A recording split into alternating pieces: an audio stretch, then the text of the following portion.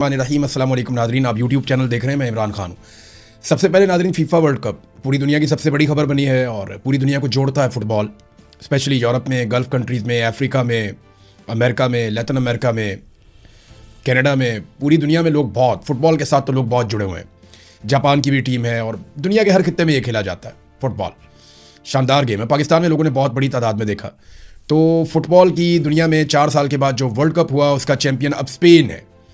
हालांकि ऐसा लग रहा था कि रेफरी भी साथ खेल रहे हैं मिलकर अर्जेंटीना के, और इससे पहले जैसे मिस्र को बाहर किया गया, कुछ और टीमों ने भी एतराज़ किया, लेकिन फाइनल में कमाल कर दिया और डिफेंस बड़ा शानदार था स्पेन का। फुटबॉल के बारे में आप लोग ज़्यादा लोग इसकी टेक्निकलिटीज़ को नहीं जानते तो उसमें जाते भी नहीं हैं, लेकिन इस फुटबॉल में 2-3 चीज़ें बड़ी इंपॉर्टेंट थी। एक तो इसराइल का जो वज़ीर आज़म है नेतन्याहू, वो और डोनाल्ड ट्रंप ये सपोर्ट कर रहे थे मेसी की टीम को, और स्पेन आपको पता है कि वो फ़लस्तीन के लिए आवाज़ उठाता है बार बार। तो जितने मुसलमान ममालिक हैं उनकी ऑटोमेटिकली सपोर्ट स्पेन के साथ चली गई थी। पाकिस्तान में लगभग सारे पाकिस्तानी स्पेन को सपोर्ट कर रहे थे। यहाँ बरतानिया में इंग्लैंड की टीम को लोग सपोर्ट करते थे। 2 टीमों को बहुत सपोर्ट मिल रही थी पहले, एक इंग्लैंड की टीम को और एक सपोर्ट मिल रही थी नॉर्वे की टीम को। लेकिन उसके बाद जब दोनों टीमें बाहर हो गई तो सारी सपोर्ट चली गई स्पेन के साथ। तो स्पेन के जीतने की खुशियां पूरी दुनिया में मनाई गई हैं। ख़ास तौर पे वो जो एक प्लेयर है वहाँ पे मुसलमान है, वो लड़का लामीन यमाल, उसके बारे में बड़ी कहानियां हैं कि वो छोटी उम्र का लड़का है, बड़ी जिम्मेदारी उसने उठाई है और अपनी टीम के लिए बड़ा परफॉर्म किया उसने। उसका एक छोटा सा भाई भी है, वो घूमता रहता है वहाँ ग्राउंड के अंदर, छोटा सा है वो, खुद लड़का बहुत यंग है अभी। तो स्पेन को मुबारकबाद, और पाकिस्तानियों ने पूरा सपोर्ट किया स्पेन को। उसकी वजह मैं आपको बताता हूँ, क्योंकि पाकिस्तानियों को लगता था कि मेसी और उसकी टीम जो है वो इसराइल की सपोर्ट है उनको। तो आप देख लें, इसराइल की मुखालफत में पाकिस्तानी किसी को भी सपोर्ट करते हैं, और फ़लस्तीन की हमायत क्योंकि करता है स्पेन, तो इसलिए पाकिस्तानी उसके साथ अपनी सपोर्ट लेकर गए। पाकिस्तानियों ने ऐसे सेलिब्रेट किया, इस्लामाबाद में एक बड़ी स्क्रीन लगी हुई थी, जैसे अपनी टीम को कोई पुश कर रहा होता है, अपनी टीम को कोई बकअप कर रहा होता है कि ठीक है हम आपके साथ हैं, हम सपोर्ट दे रहे हैं। तो लोग दुआएं भी मांग रहे थे स्पेन के लिए। तो बड़ा सख्त मुकाबला था। एक्स्ट्रा टाइम में जाके स्पेन ने एक गोल किया और फिर स्पेन ये मैच जीत गया। अब ये पाकिस्तानी हुक्मरानों के लिए एक बात सीखने की है इसमें कि आप कुछ भी ऐसा करेंगे ना जिसमें इसराइल की थोड़ी सी भी सपोर्ट या हमायत हो जाएगी, तो ये आपको इसकी कीमत चुकानी पड़ेगी। आप देखें, हालांकि मेसी बहुत बड़ा प्लेयर है, लेकिन सारे सपोर्ट नहीं कर रहे उसको पाकिस्तान में। उसकी वजह क्या है? वजह यही है कि उसको सपोर्ट कहीं और से मिल रही है। तो ये इतनी ज़्यादा पाकिस्तानियों को एक बदएतमादी है और एक पाकिस्तानियों के दिल के अंदर एक गिला शिकवा है, और वो जायज़ है। जो कुछ गज़ा में हुआ उसकी वजह से पूरी दुनिया में ये है, सिर्फ पाकिस्तान में नहीं है, यूरोप में भी है, गल्फ़ में भी है, लगातार वो सिलसिला चल रहा है। तो बोर्ड ऑफ नेतन्याहू में जब पाकिस्तान शामिल हुआ तो उसके जो असरात हैं वो इलेक्शन में जब वोट पड़ेंगे तब शहबाज शरीफ को पता चलेगा कि बोर्ड ऑफ नेतन्याहू या बोर्ड ऑफ पीस जिसे कहते हैं उसके अंदर शामिल होने की क्या कीमत चुकानी पड़ेगी। बहरहाल ये तो जनाब था वर्ल्ड कप का मरहला, और वर्ल्ड कप खत्म हो गया। फीफा वर्ल्ड कप दुनिया ने देखा, ये अमेरिका के अंदर था। पहली दफ़ा वर्ल्ड कप में हमने बहुत सारी रोंदी भी देखी, बेईमानी भी देखी। फिर हमने ये भी देखा कि डोनाल्ड ट्रंप के कहने के ऊपर एक रेड कार्ड भी वापस हो गया। ये भी तारीख में कभी ऐसा नहीं हुआ, लेकिन यहाँ पे हमने बहुत कुछ ऐसा होता हुआ देखा। बिलाखिर इसका फैसला हो गया और फैसले से दुनिया खुश है। जो टीम जीती, दुनिया की बहुत बड़ी तादाद उसी टीम को सपोर्ट कर रही थी। अब नादरीन आ जाए पाकिस्तान की सूरत हाल पे, तो सबसे पहले मैं आपको कश्मीर लेकर चलता हूँ। मैंने आपको अपने पिछले वीलॉग में एक ब्रेकिंग न्यूज़ दी थी कि कश्मीर में मामला तय हो रहे हैं।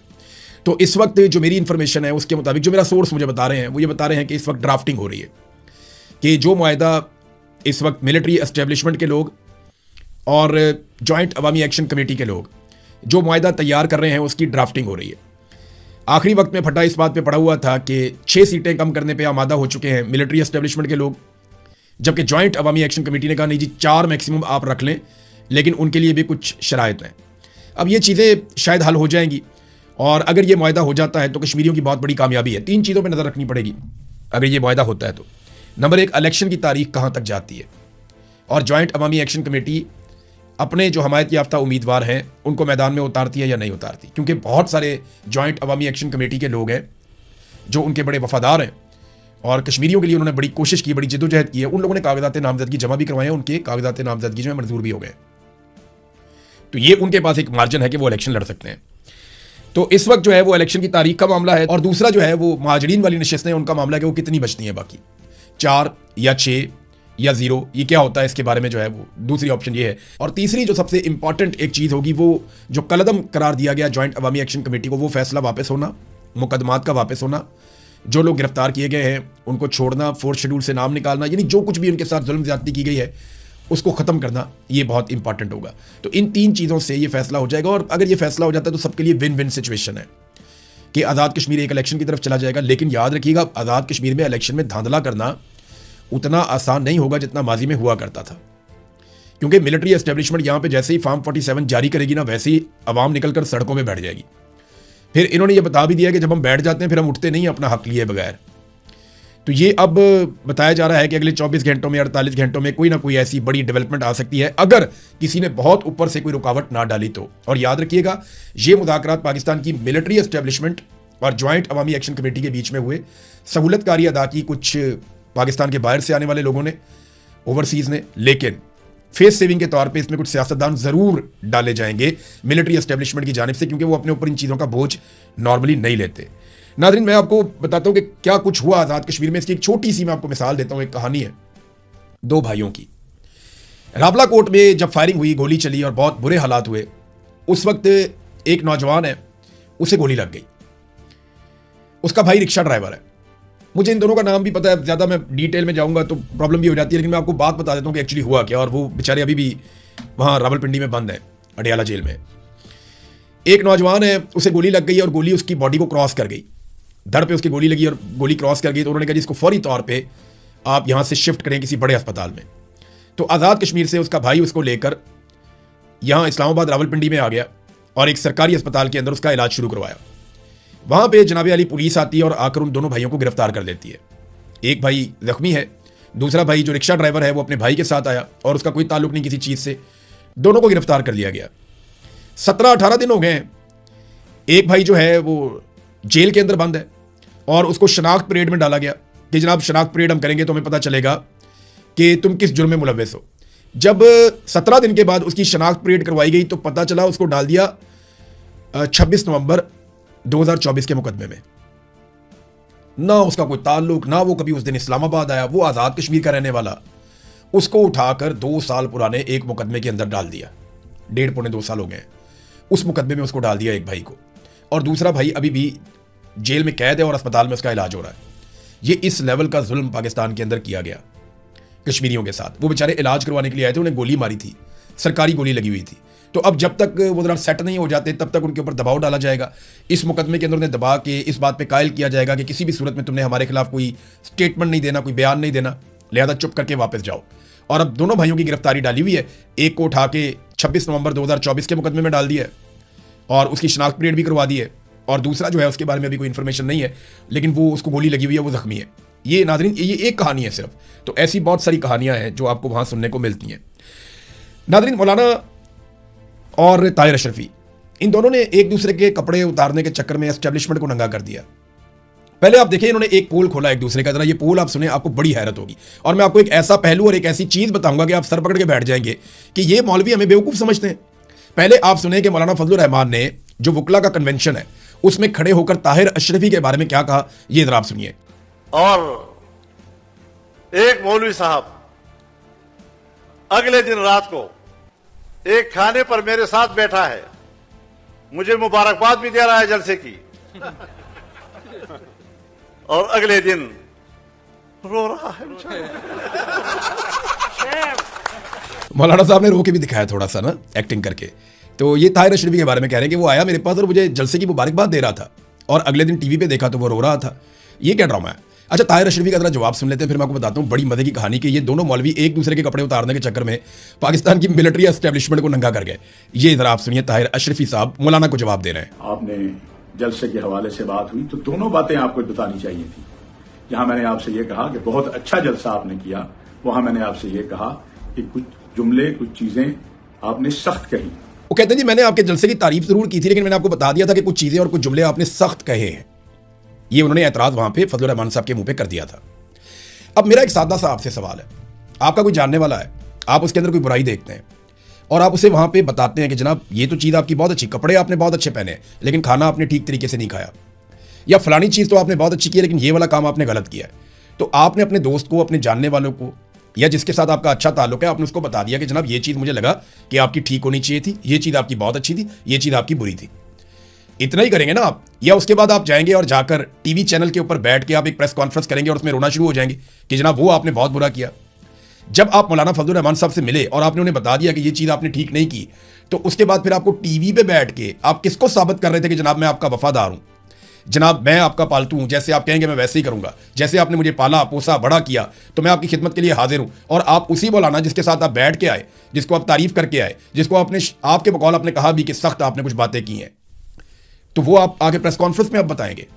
यानी आपका एक दोस्त है, आप उसे मिलते हैं, उसे कहते हैं यार अपनी ये चीज़ ठीक कर ले, तो ये आप दो दोस्तों की बात है ना। फिर आप जाते हैं प्रेस कॉन्फ्रेंस करके, वहां पे भी वो बात आप करते हैं, तो इसका मतलब है आपका मोटिव कुछ और है।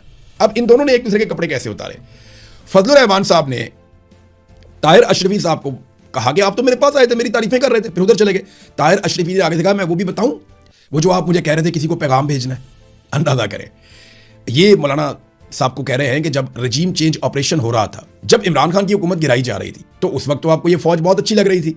तो ताहिर अशरफी ने यह बात कंफर्म कर दी कि रजीम चेंज ऑपरेशन जब हुआ, जब इमरान खान की हुकूमत गिराई गई, तो वो फौज गिरा रही थी, इसीलिए फजलुर रहमान को उस वक्त फौज अच्छी लग रही थी। और आज फौज फजलुर रहमान को अच्छी नहीं लग रही, और फजलुर रहमान ताहिर अशरफी के जरिए से फौज को कोई पैगाम भी भेजना चाहते हैं। और इलेक्शन से 3 दिन पहले भी फजलुर रहमान ने कुछ ऐसा किया जो ताहिर अशरफी को पता है।